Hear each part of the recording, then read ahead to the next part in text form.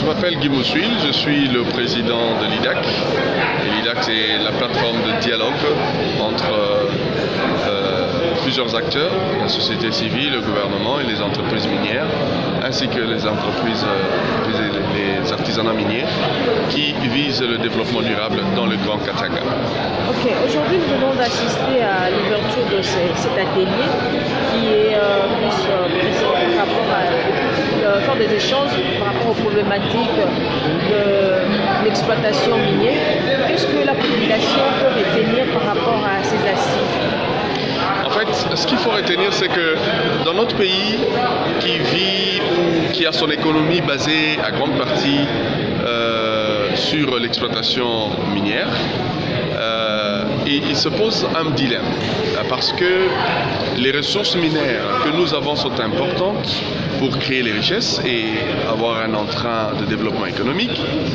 Mais en face, on se trouve dans un contexte où le réchauffement climatique et la détérioration de la biosphère demandent à ce qu'on puisse prendre des mesures environnementales qui vont quelque peu en porte-à-faux avec l'exploitation minière. Alors que faire?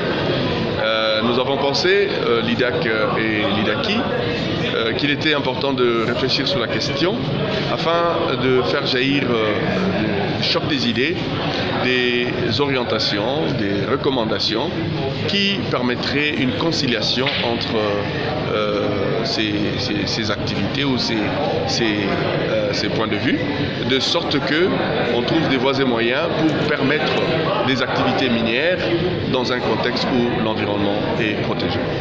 Et nous avons choisi cette période expressément parce que, comme vous le savez, il y a la COP27 qui vient et notre gouvernement va participer.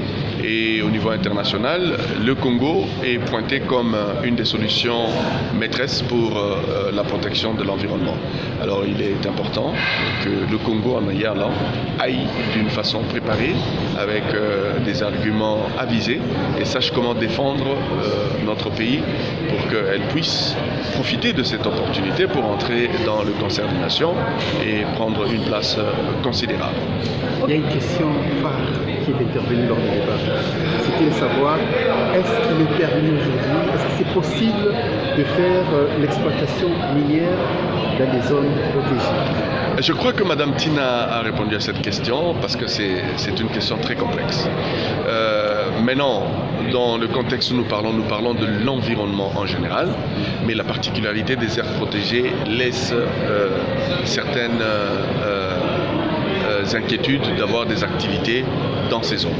Mais est-ce qu'on a poussé des réflexions au fond? Est-ce qu'on a analysé complètement ou bien est-ce qu'on veut se baser seulement sur la législation? Les lois sont là, elles sont faites par les hommes, mais les mêmes hommes qui peuvent réfléchir et trouver, n'est-ce pas, des solutions qui peuvent faire modifier la loi et permettre que certaines choses qui aujourd'hui n'étaient pas possibles le deviennent demain. Je vais vous donner un exemple. Vous avez appris que l'Europe est en train de rentrer dans le nucléaire. Ils ont promis qu'ils vont arrêter le nucléaire à la fin de cette année. Mais ils veulent prolonger. Pourquoi? Ils veulent rentrer au charbon. Ça fait des années qu'ils ont pris des décisions de ne plus aller au charbon. Ils y rentrent. Pourquoi? Parce qu'il y a une crise énergétique sans précédent qui a été créée à cause de la guerre. En face, ils ont des populations qui ont besoin d'énergie, parce que s'il n'y a pas d'énergie, elles vont mourir.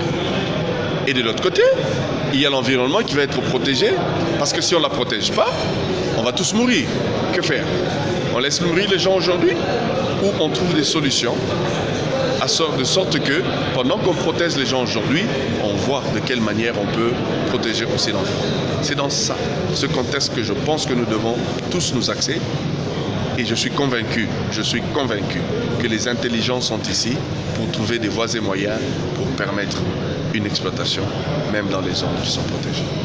C'est possible, si on réfléchit. Nous vous remercions. Merci.